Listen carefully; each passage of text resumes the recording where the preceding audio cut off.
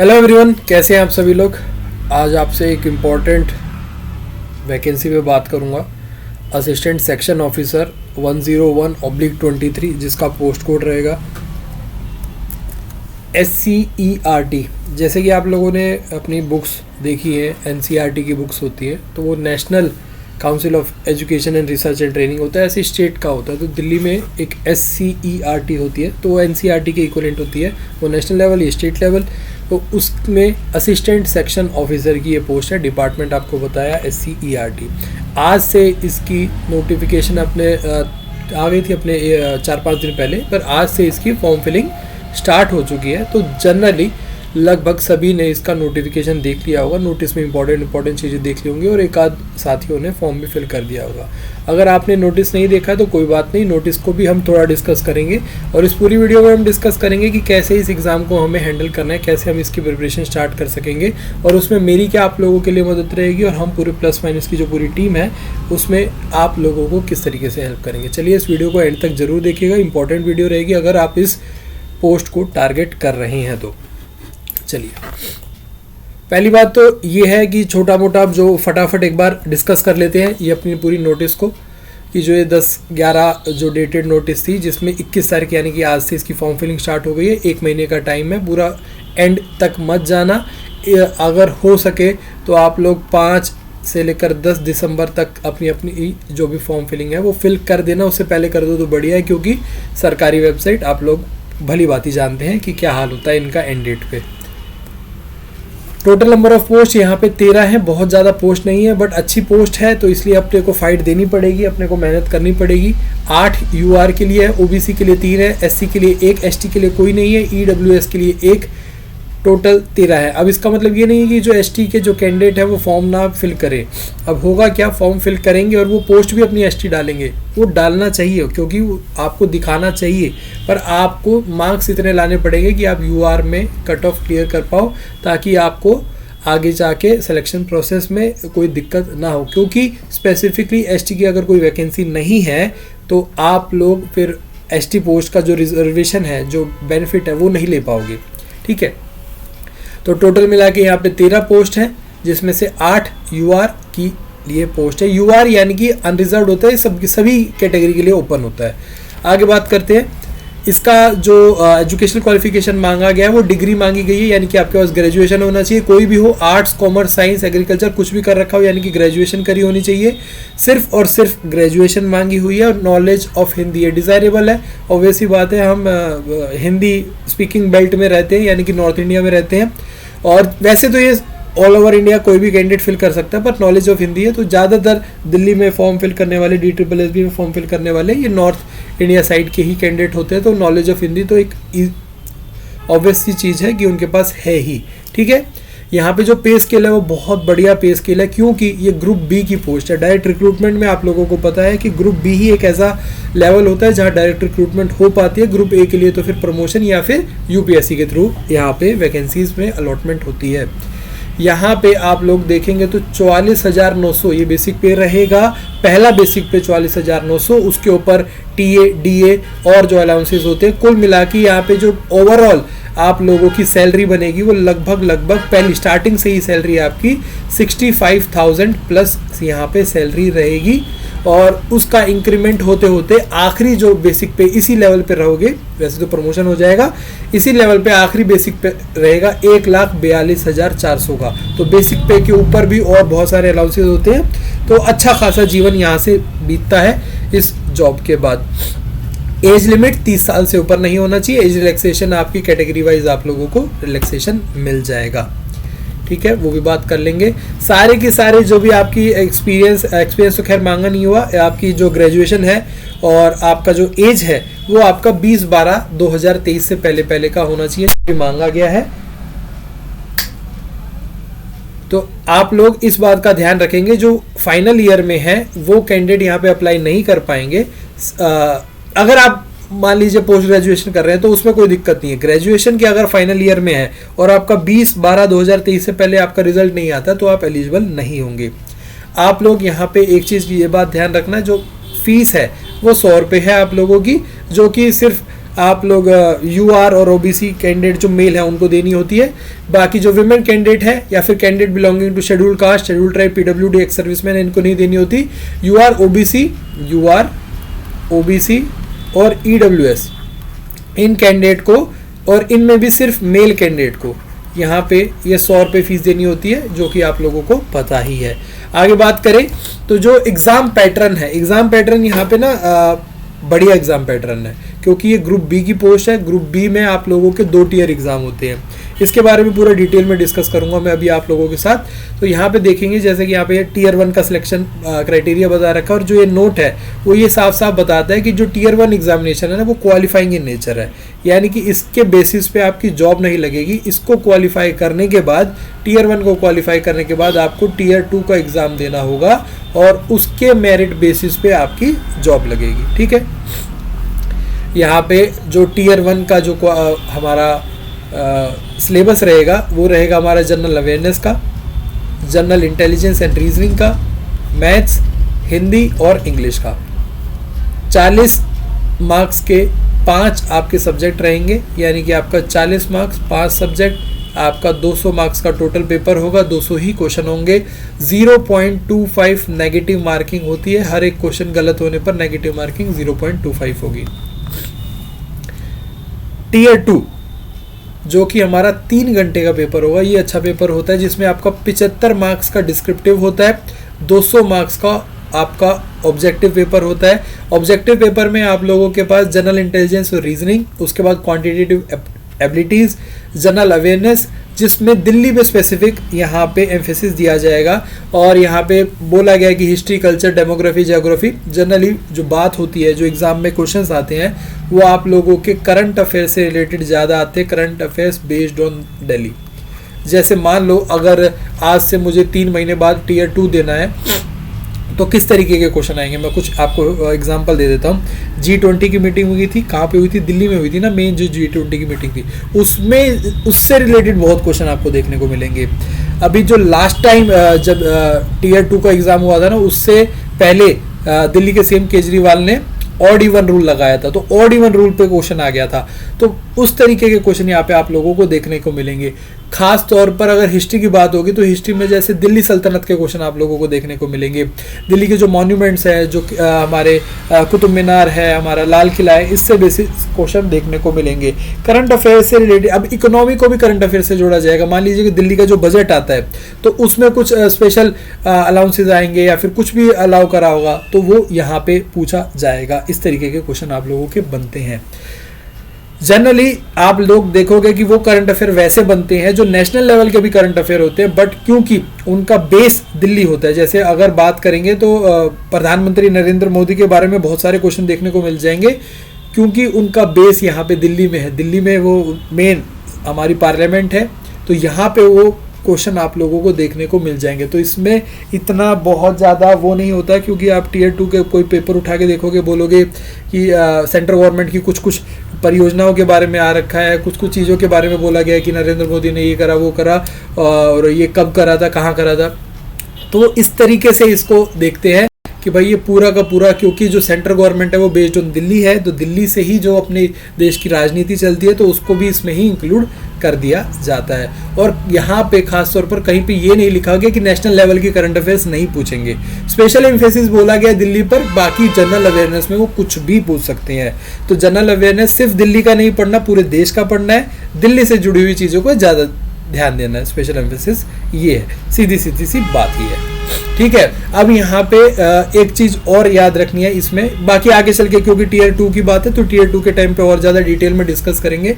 पर और एक चीज बता दूं, एलजी से रिलेटेड क्वेश्चन ज्यादा आएंगे आप लोगों के। ठीक है, एलजी से रिलेटेड यानी कि हमारे जो गवर्नर साहब होते हैं दिल्ली के, क्योंकि एक बात और भी होती है, जो DSSS भी होती है, ये डायरेक्ट एलजी के अंडर में होती है। एलजी के अंडर में होती है तो थोड़ा लगाव DSSS का एलजी साहब के साथ होता है, तो उससे उनसे रिलेटेड क्वेश्चन भी यहाँ पे करंट अफेयर से हो तो उनसे रिलेटेड क्वेश्चन पूछ लेते हैं। ठीक है, यहाँ पे हमारी हिंदी नहीं होती, इंग्लिश होती है बस। हिंदी नहीं पूछी जाती और 40 की जगह 50 मार्क्स हो जाते हैं, क्योंकि एक सब्जेक्ट कम हो गया तो 10-10 मार्क्स सभी के बढ़ा दिए जाते हैं। बाकी आपका रहता है ये 200 मार्क्स का ही पेपर है। हिंदी हटा दी जाती है, हिंदी सिर्फ टियर 1 में होती है। ठीक है। सेक्शन बी जो कि डिस्क्रिप्टिव होता है वो आपका ऐसे होता है इंग्लिश का 50 मार्क्स का। लेटर राइटिंग या फिर expansion of ideas. Expansion of idea क्या होता है, कुछ एक आइडिया दे दिया जाएगा आपको और उसको आपको एक्सपेंड करना होगा। एक्सपेंड करने का मतलब है उस आइडिया को, मान लीजिए बात को आपको खींचना है, कोई भी एक बात दे दी है, कोई भी एक टॉपिक दे दिया है, उसको आपको अपने विचार उसमें जोड़ने हैं और उसे एक्सपेंड करना है। बेसिकली बहुत इजी चीज़ होती है, आप लोग थोड़ी सी प्रैक्टिस करेंगे ऐसे राइटिंग की, लेटर राइटिंग की, एक्सपेंशन ऑफ आइडियाज़ की, तो इसमें ज़्यादा दिक्कत होती नहीं है डिस्क्रिप्टिव में। ठीक है, ये मार्क्स के होते हैं तो सारे का सारा आपका मेरिट काउंट होगा 275 में से।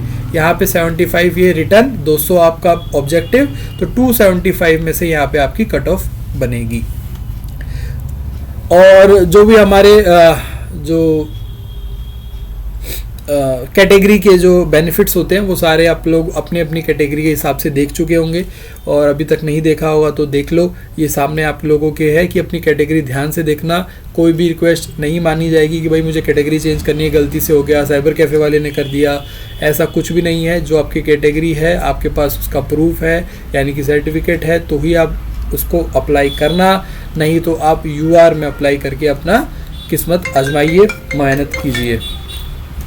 ठीक है, ये बात थी भाई टोटल मोटे मोटे रूप से आपके नोटिफिकेशन की। नोटिफिकेशन डिस्क्रिप्शन बॉक्स में डाल दिया है, टेलीग्राम ग्रुप में डाल दिया, उसको देख लो। अब बात करनी है कि भाई ASO, क्योंकि पोस्ट अच्छी है, ग्रुप बी की पोस्ट है, इसको टारगेट कैसे करना है। टारगेट के लिए मैं आप लोगों को सीधा ना सिलेबस, डिटेल्ड सिलेबस पे लेके चलता हूँ। एक बार डिटेल्ड सिलेबस में टियर 1 का दिखाऊंगा अभी, क्योंकि अभी हमें टियर 1 को टारगेट करना है, क्योंकि टियर 1 हमारा पूरा होगा, उसी के बाद हम टियर 2 पे जाएंगे। तो आप लोगों को मैं सीधा सिलेबस पे लेके चलता हूँ। ये अपना एग्ज़ाम फॉर्मेट रहता है, पूरा सिलेबस रहता है, उसको आप लोग देखिए। यहाँ पे अपने पास क्या है, मोड ऑफ एग्जामिनेशन आप लोगों को पता है कि ऑनलाइन है। MCQ आएंगे, 200 क्वेश्चन आएंगे। पूरी PDF मैंने बनाई हुई है, आप लोगों तक ये पूरी PDF पहुंचा दूंगा, पूरे अच्छे ढंग से डिटेल में समझाया हुआ है इसमें मैंने। तो ये पूरी की पूरी स्पेशल PDF क्रिएट करी थी ताकि आप लोग एक तरीके से यूँ मान लीजिए ये हैंडबुक है आपके ASO एग्ज़ाम के लिए। इससे बाहर आप लोगों को सिलेबस से रिलेटेड कोई चीज़ें, जानकारी या फिर किसी भी इंपॉर्टेंट पॉइंट की ज़रूरत नहीं पड़ेगी। 2 घंटे का पेपर होगा टियर 1। अब बात करें यहाँ पे, तो इसमें जैसे कि मैंने बताया कि ये सारे 5 सब्जेक्ट होंगे। अब इसमें ना 20-20 के सेट आएंगे आप लोगों को, 20 का एक सेट, 20 का एक सेट। जनरल अवेयरनेस रीजनिंग में भी ऐसे ही आएगा, 20 मार्क्स का एक सेट, 20 क्वेश्चन का एक सेट। तो इस तरीके से ये टोटल आप लोगों के पास 10 सेट होंगे, ये 10 सेट होंगे। ठीक है, और आप लोगों को 20-20 क्वेश्चन का जो सेट मिलेगा वो एक बार सबमिट करने के बाद दोबारा उस सेट पे आप नहीं जा पाओगे, क्योंकि एक बार में 20 क्वेश्चन खुलेंगे और उन 20 क्वेश्चन में आप आगे पीछे हो सकोगे। बाकी आप लोगों को आगे पीछे सेट में यानी कि सेक्शन में आगे पीछे जाने की अनुमति नहीं होगी। सिर्फ और सिर्फ एक बार जो 20 क्वेश्चन खुलेंगे उन्हीं को आप देखोगे, स्किप करोगे, आगे बढ़ोगे, सॉल्व करोगे, सबमिट करोगे। एक बार वो 20 क्वेश्चन सबमिट कर दिए तो नेक्स्ट में ही जाओगे। मान लीजिए आपने जीके के 20 क्वेश्चन सबमिट करे या जीके के ही दूसरे 20 क्वेश्चन खुलेंगे तो भी आप पहले वाले 20 क्वेश्चन को नहीं देख पाओगे। ठीक है, तो ये नहीं है कि सिर्फ 40 क्वेश्चन के बाद हम वापस नहीं, 20 के बाद ही वापस नहीं आ पाओगे।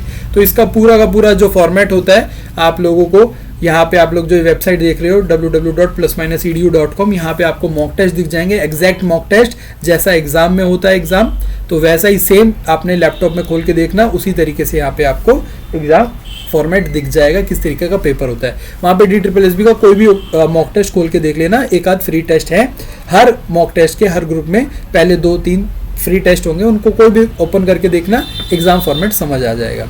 आगे बढ़ते हैं, सिलेबस पे आते हैं बात।